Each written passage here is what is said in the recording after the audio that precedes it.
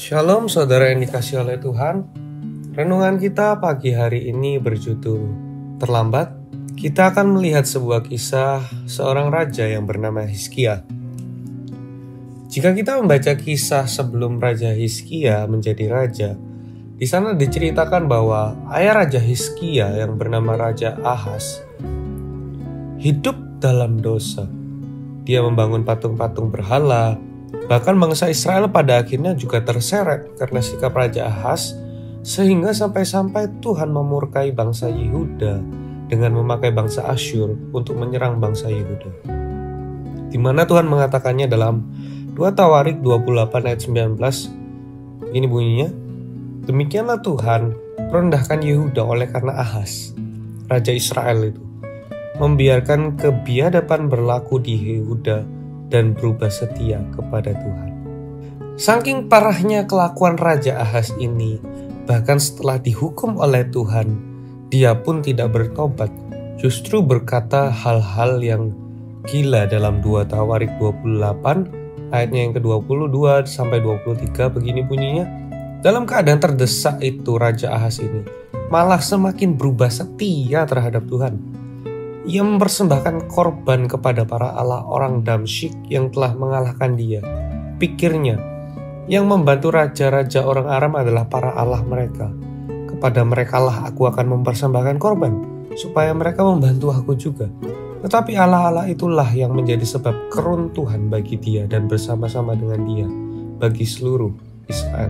Kita sudah melihat kisah seorang Raja Ahaz, dan kita akan belajar dari respon seorang Raja Hizkia, anak dari Raja Ahaz, yang bisa dibilang membuat anaknya menderita ini. Bukannya meninggalkan warisan si Raja Ahaz ini atau sesuatu yang baik, melainkan justru meninggalkan kehancuran dan PR yang begitu banyak kepada anaknya, yaitu Raja Hizkia. Jika kita di posisi Raja Hizkia, wajar mungkin bagi kita untuk berpikir akan menyerah dengan keadaan yang kita punya. Orang tua yang tidak baik dan bangsa yang sudah hancur karena perbuatan ayahnya yang sebelumnya menjadi raja. Seolah-olah Raja Hizkia diberi warisan rumah, tapi rumah yang roboh, yang hanya tersisa batu-batuan dan tanah saja mungkin. Tidak ada harapan untuk dibangun kembali. Tapi dikatakan dalam 2 Tawarik 29 ayat 1-2 bahwa Hizkia tetap memilih untuk tidak menyerah, melainkan dia memilih untuk tetap berharap kepada Allah dengan hidup benar di hadapannya. Begini bunyinya, Hizkia berumur 25 tahun pada waktu ia menjadi raja, dan 29 tahun lamanya ia memerintah di Yerusalem. Nama ibunya ialah Abia, anak Zakaria, yang melakukan apa yang benar di mata Tuhan, tepat seperti yang dilakukan Daud bapa leluhurnya, dan seterusnya. Saudara bisa baca kelanjutannya sendiri, karena akan menjadi cerita yang panjang, di mana perlahan bisa kita lihat di akhir kisah Raja Hizkia bahwa Tuhan benar-benar memulihkan keadaan bangsa yang hancur lebur tersebut. Dari sini kita bisa belajar, saudara, kunci dari sebuah pemulihan kehancuran yang dilakukan Raja Hizkia adalah pertobatan. Raja Hizkia menyerukan kepada bangsa Israel melalui perantara-perantara atau bawahannya agar mereka semua itu berbalik kepada jalan yang Tuhan sudah berikan.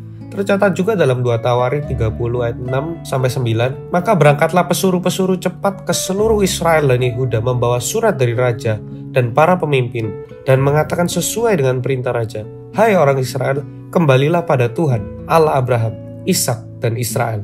Maka ia akan kembali kepada yang tertinggal daripada kamu, yakni mereka yang terluput dari tangan raja-raja Asyur.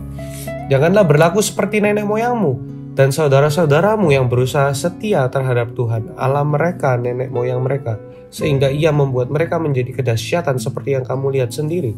Sekarang, janganlah tegar tengkuk seperti nenek moyangmu.